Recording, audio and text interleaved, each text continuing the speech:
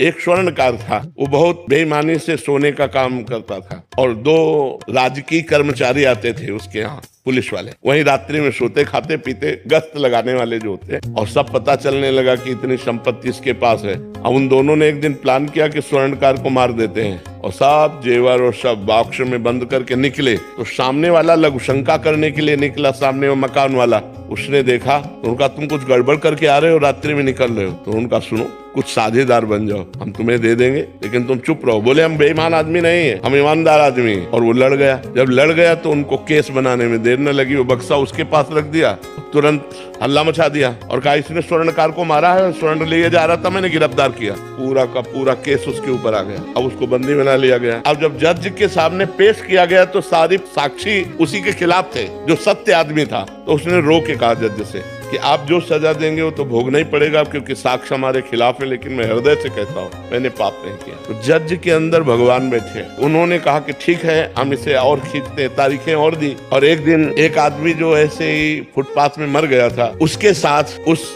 जिसके साथ मुकदमा चल रहा था, सत्य आदमी को, उसको पुलिस वालों को साथ दिया कि आप इसका अंतिम संस्कार कराएं। जब अंतिम संस्कार करने के लिए गए तो एकांत में कहा कि देखा, कह रहा था हमारी बात मान जाते तो कुछ हिस्सेदार बन जाते और आराम से मौज लेते, हमारी बात नहीं मानी ना, फंस गया ना, अब फांसी होगी तेरे। और उनके जो सत्य आदमी था उसके पास वीडियो बनाने वाला कैमरा लगा दिया गया।